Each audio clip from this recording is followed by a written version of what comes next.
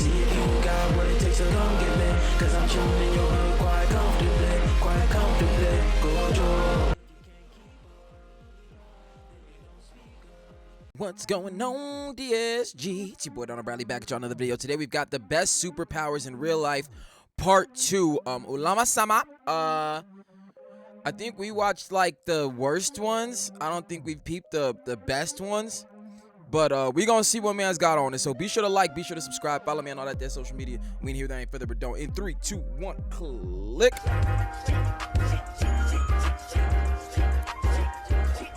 So I had some popcorn earlier. Wasn't sure if there was stuff on my face that might be.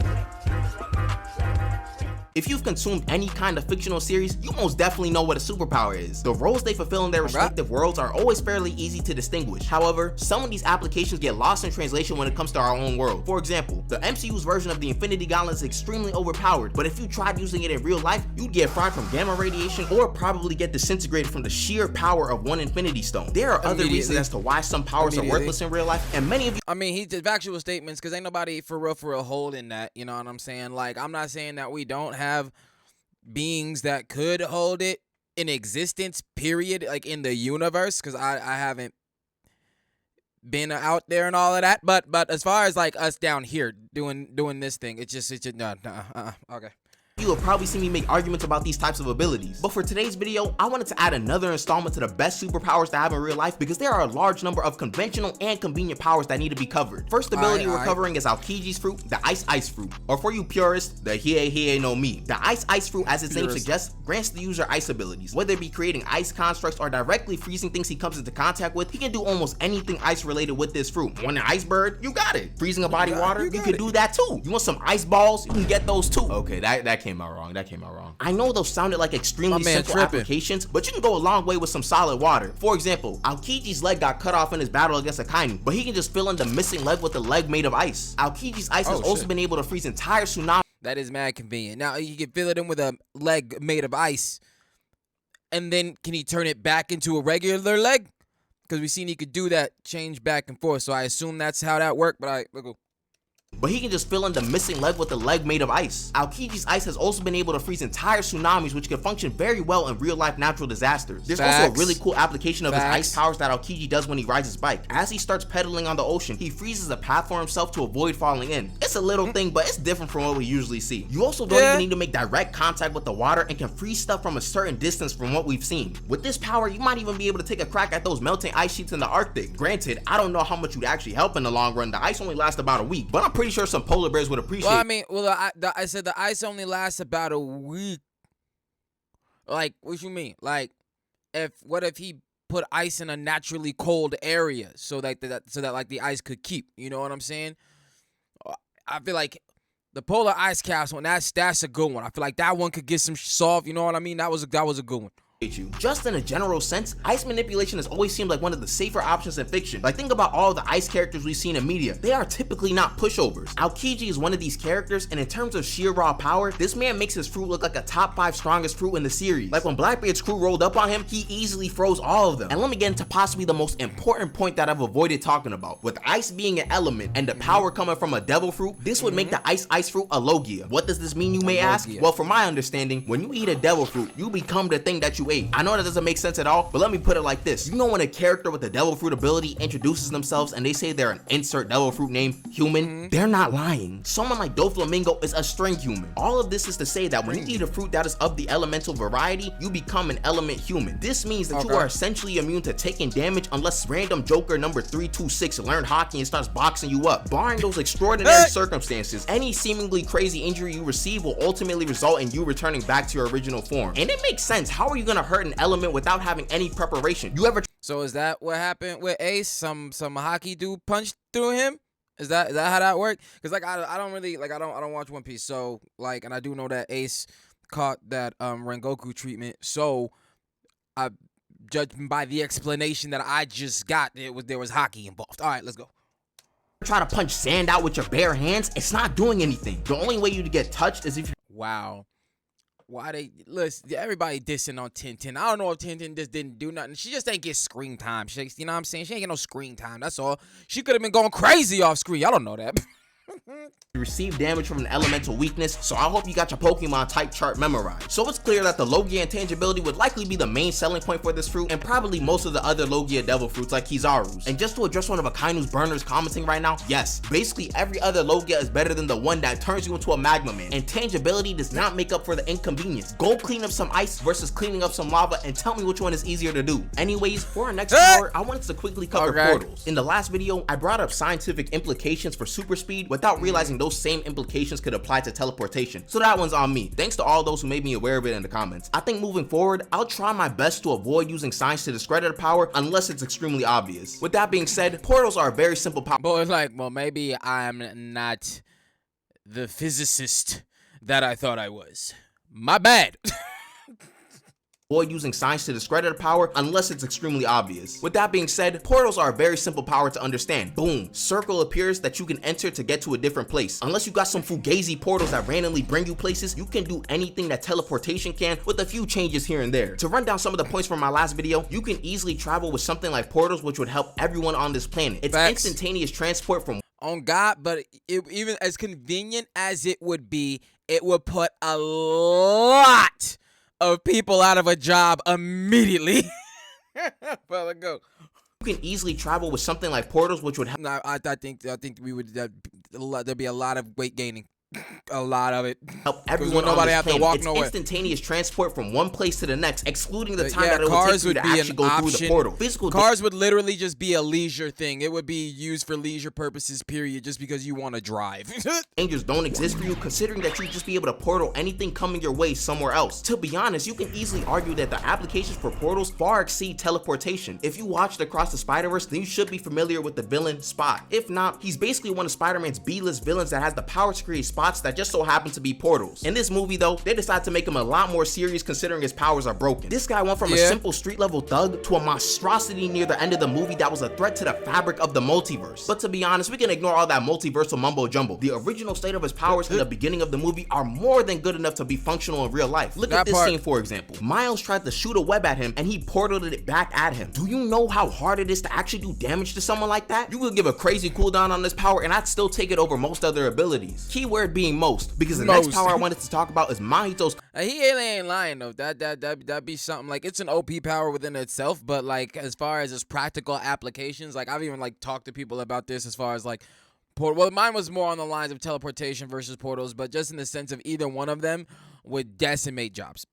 You know what I'm saying? Planes, people who work on planes, it would decimate whole businesses. You know what I mean? Freaking truck businesses, any kind of transportation business. Now, people that weren't affected, yeah, it could benefit them, as in, like, say your job gets a portal set up to where you can get there from wherever you at. You ain't never got to be late for work. You know what I'm saying? Shit like that, I can definitely see its dope applications, but it would have to be, like, slowly integrated, or you're going to get a lot of pissed off people. Curse technique, idle transfiguration. This might be the most hacked out ability that I'm going to name in this video because conceptually it's a busted power. Idle transfiguration is a curse technique that allows the users to change the souls of anyone they touch to their desire. They're also able to alter and maintain their own soul. This means that you will be able to perceive souls, which would mean so much philosophically and spiritually, but we really don't care about that now, do we? With idle transfiguration, you can turn yourself into any shape your heart desires. They animated a whole sequence with Mahito just to show off his capabilities and how quickly he can change from one animal to another. And despite being so young, Mahito was able to show us a lot of different uses out of this curse technique. He has demonstrated many times the capacity to change his body parts into sharp metal-like weapons. One of the most extreme examples of idle transfiguration was when he blew himself up to simulate his own death just to sneak Mekamaru. Easily one of the smartest usages of this power. There's also his true form, which honestly doesn't matter much for any of us in real life because it's just a stats buff, but it looks cool, I guess. The list is really endless of what you're able to do with this power. Think of it a bit like Plastic Man, but with souls instead. And in case you haven't thought about it, since Mahito can alter the soul, which changes his own physical body, if he sustains an injury to his body, he can just change his soul to make the injury go away, or strongly maintain his soul so that the injury was never there. So there's no way to actually hurt him as long as he has energy to use his technique, and if he's not fighting someone who can attack the soul directly. So that means bullets, swords, even nukes mean nothing. Everything can just be returned to normal as long as you're now okay, but like more of the, I guess, the practical use though, IRL, you know what I'm saying? We know it's busted. We know man's go crazy, but the practical use. The thing, I feel like as far as a singular person having that ability, its practical use, like, I don't see a practical use, I guess, unless it's like you're a help and I'll say somebody got to get it into a cramped space so you make them smaller or something like that or whatever. Like, I guess that could work, but like, I don't know. It seems like just a solo person's annihilate nigga shit. You know what I'm saying? But let's go. Your soul stays intact. Similar applications that can be done to yourself can be done to others as well. So you can transfigure the souls of other humans into any shape you desire. Now, we mainly see Mahito do this to horribly disfigure a bunch of people and then turn them into living blobs. But in case you didn't know, Mahito's a curse, so he's evil. However, there was one case where he actually did heal someone's body, that being Mekamaru. Prior to Mahito healing him, his body was so fudged up, it's not even funny. I was born with glass bones and paper skin. Every morning I break my legs. And every afternoon I break my arms. And you know, the funny thing is that clip is not even much of an exaggeration either. But one touch from Mahito and he was fine afterwards. I personally see two distinct routes. Alright, okay, so yeah, that part of it. Alright, so yeah, okay. Well, a lot of abilities though, depending on how they work type deal, you know what I'm saying? But that in a hospital setting would go crazy. With this ability. The first is being a regular surgeon. I wouldn't even need medical school for real. I could just walk into a hospital and start healing people. There would be no disease that could stop me. All those terminal illnesses would cease to exist. Millions of lives saved. And you know, that's a good idea and an honorable one at that. The other route is becoming a plastic surgeon. The amount of money I could make with this route is disgusting. It feels almost criminal. Every celebrity in the world would go to you. Anything you want, I got you. Lip filler, more height, more muscles, BBLs, I got you. Come to the alleyway and Olamasama got you covered. Yeah, no, that's wild. I won't lie. Is this as honorable as the other idea? No. But is it an option? Yes. Regardless, if you give me this. Look, bro, if you healing people, you know what I'm saying? You changing the world, getting rid of cancer and shit, and you doing some shit on the side, you know, hey, it is what it is. You just saved the whole world type shit. Like, do you, bro, do you? Just don't try to like rule the world and do crazy villain shit. All right, let's go. Is this as honorable as the other idea? No. But is it an option? Yes. Regardless, if you give me this curse technique, I'm making some type of impact. Before I move on to the next power, if you're new and enjoying the video, you might as well subscribe. With that being said, we can talk about one of my personal favorite quirks from my hero, Overhaul. In a previous video during a rant about Overhaul got some dope quirk, I briefly alluded to decay being a derivative of Overhaul, as all it does is destroy things, while Overhaul can destroy and put things back together, which I cannot emphasize how important that part is. To be more accurate, an alchemist, Overhaul bro. grants you the ability to assemble. He is literally an alchemist, dog, and he can also do it with biological matter.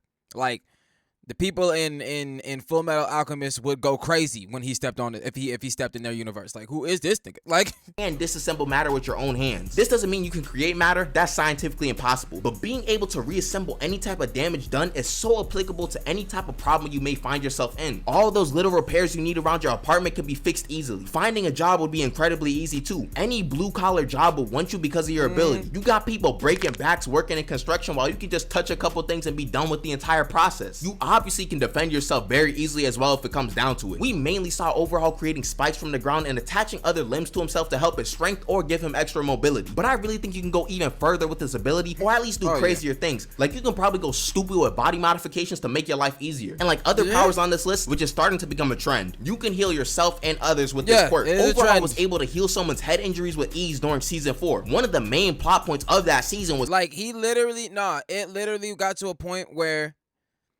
he like disassembled, I believe, the upper part of somebody's body and put it back together so fast that they didn't die. The fuck? All right. Was him abusing his healing properties on Eri to get her DNA. Oh yeah, I forgot to mention that since his quirk is kind of like Shigaraki's decay, if he touches you, he can just murk you on the spot. He'd turn you into a bloodstain and he wouldn't even break a sweat either. It's just a normal Tuesday. Anyways, his healing can go an absurdly long way. Theoretically, he could put someone together. That's obviously not who I was talking about, because he ain't put that person back together. and quote unquote revive them. I really was not joking. Theoretically, he could put someone together and quote unquote revive them. I really was not joking when I said that it was important that he could reassemble anything that he destroyed. Like, area was getting broken down and coming back to life essentially over and over again. It's obviously questionable how far this can really extend to. You're not gonna be like Shenron resurrecting everyone. However, this specific application is interesting enough that I should at least mention it in the video. Honestly, if we were doing a draft for the best quirks in My Hero, I wouldn't be shocked if Overhaul went in the top 2 or 3. It's just that good. For the next ability, I'm not even gonna give you guys the whole rigmarole. Shadow clones are my personal first pick in the powers I've talked about in this video. Shadow clones are simple. You clone yourself and boom, there's another you. If the clone sustains enough damage, it goes away. You can also get rid of the clone yourself if need be. We're gonna ignore a lot of the chakra requirements and go on with the assumption that your physical stamina now will be relative to your chakra reserves. With that being established, you probably only need 1 shadow clone to have a drastic impact on your life. Each clone has all the user's memory. The user memories, and the fact that, like, if something, whatever the clone experiences, once it disappears, all that knowledge comes to you. Like, that is crazy. Like, the real world applications for shadow clones, like, you could have multiple jobs. You like, it's a lot. You know what I'm saying? So, like, this one, I'm with mans on this one. Skills and physical stats, so this clone could fill in for you at any job, class, appointment, etc. I should also mention that once the shadow clone disappears, all the experience gained from that clone is transferred back to the user. In Naruto, this can be used for intel gathering on missions, but since we're not in some shinobi era, you can use this trait to your advantage in 2 different ways. The most clear example would be being able to multitask. Contrary to what some may think, your brain isn't actually capable. Like, if you don't feel like going to the gym, you know what I'm saying, make yourself a little clone, get them reps in. Capable of focusing on multiple tasks at once. In reality, it's actually able to switch between tasks very rapidly, simulating the thing we call multitasking. But with shadow clones, you can have a clone studying or exercising or doing anything really, while you, the user, can do something else. Your productivity is doubled at minimum, which will give you such a large advantage in the real world. But as I previously said, the trait of clones retaining knowledge and experience is twofold. Since shadow clones allow the user to retain the experiences the clone receives, if both the user and the clones are practicing the same activity, once the clones disappear, the user will attain all of the clones' experience. We've seen this done in the series with Naruto primarily. To give you an example, say you yourself are trash at basketball and want to get better. You go to the gym and put up 50 shots in like 30 minutes. It's an alright amount of practice for sure. Now add 3 clones of yourself doing the exact same thing at the exact same pace. Well, now you've been able to put up 200 shots total in 30 minutes. You can also look at it as getting 2 hours of training in 30 minutes. It's pretty safe to say that's a pretty big difference that would drastically improve your performance. My man said, I got numbers for you. I got numbers. Let's go. Apply a similar example to basically anything you're trying to get better at, and you can see why shadow clones are so good. You're basically dilating time to your advantage. Imagine you were like Naruto and you could have like 20 of these things running around to help you. That boy had way more than 20. Like, if we could make it like that, if I could make clones like that, bruh.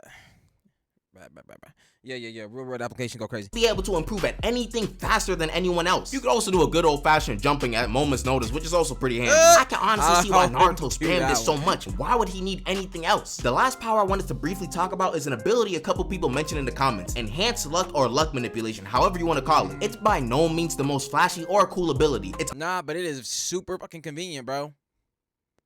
I ain't gonna lie, I go straight to the lottery. I can't even hold you, bro. Let's go. Enhanced luck or luck manipulation, however you want to call it. It's by no means the most flashy or cool ability. It's honestly fairly straightforward. Some may say, that's not a superpower. But when it comes to someone like Domino, it's gotta be supernatural. Look at this. This is absurd. I could walk around on the highway and not get hit once because I have really good luck. Things just seem to go your way every single time without you having to do much. Imagine the potential with this power. I can go get a lottery ticket. I could be lucky enough to not. We know what's up. Okay.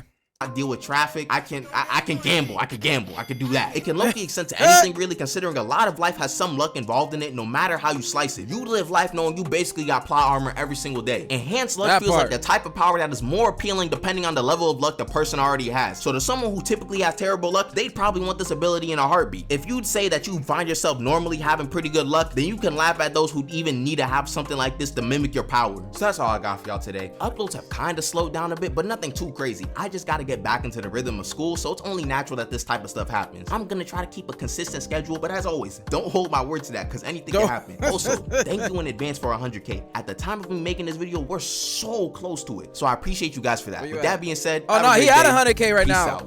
Okay, yeah, nah, yo, hey, that was dope. Listen to that dope. Here, yeah, nah, my man's at 100K right now. Throw a like on that. Congrats, fam. You know what I'm saying? Big mile marker, we like that. This was facts, you know what I'm saying, as far as the real world application of some things. I was having it took me a second with Mahito because it's just how I seen him use it, you know what I'm saying? But nah, bruh. Yeah, these abilities have the power to change the world or change your life specifically. But that's the take. Be sure to like, be sure to subscribe, follow me on all that social media, and I catch y'all next one, fam. Peace.